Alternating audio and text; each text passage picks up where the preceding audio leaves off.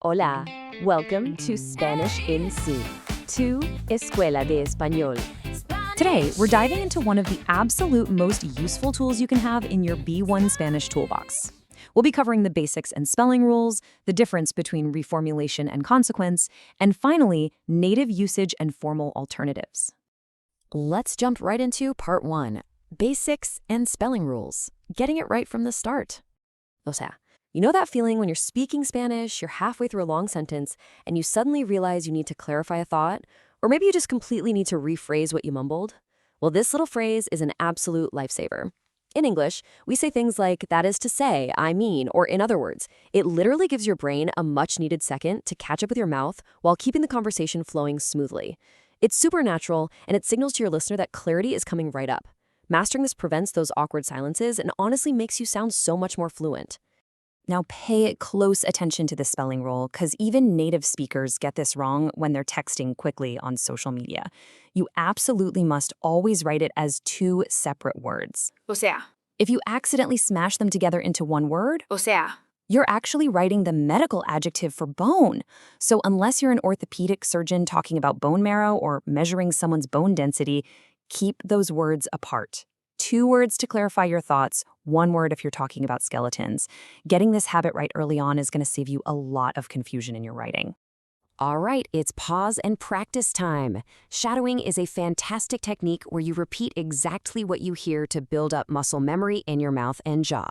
I warmly invite you to pause the explainer right here. Practice saying the 2-word phrase aloud a few times. When you feel great about it, press play and let's keep going. Moving on to Section 2, reformulation versus consequence. Understanding this difference is key.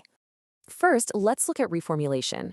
This is when you're just providing a synonym or an immediate explanation of a fact you just stated. Listen closely to this beautiful example. Mañana hay feriado, o sea, no hay clases. That translates perfectly to, tomorrow is a holiday. In other words, there are no classes. You're basically just repackaging the first statement so the listener fully grasps the practical meaning of the holiday. There's no major deduction happening here. You're simply ensuring the person you're speaking with understands exactly what the holiday implies for their schedule. Now contrast that with consequence. Here we add the little word que. This doesn't just rephrase something, it introduces a direct result or a heavy conclusion. Listen to the shift in tone here. no trajiste la llave, o sea que nos quedamos afuera. In English, that means you didn't bring the key, so that means we're locked outside.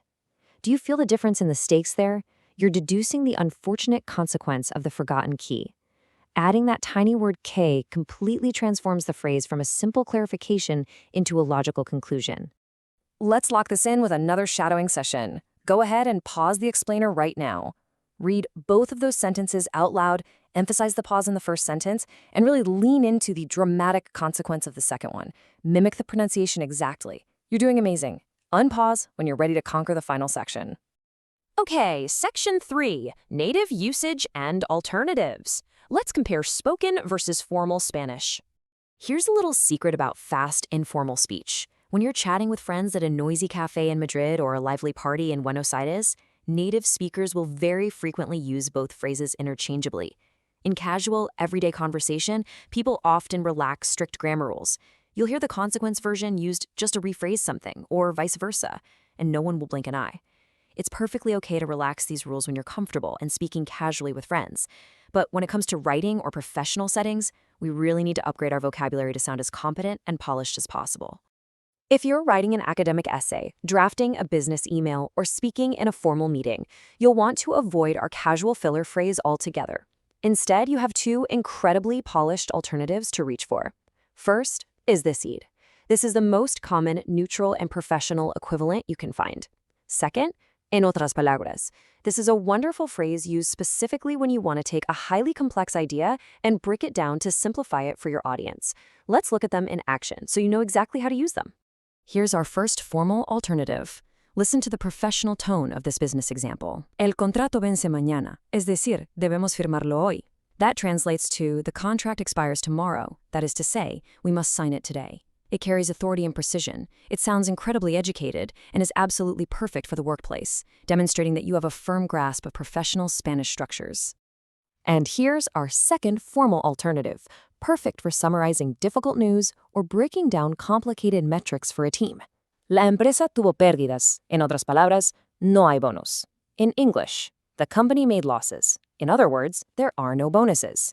It's clear, it's respectful, and it completely simplifies a tough situation for the listener without relying on casual slang. This is your final shadowing challenge for today's lesson. Pause the explainer one last time and speak these 2 formal professional examples out loud.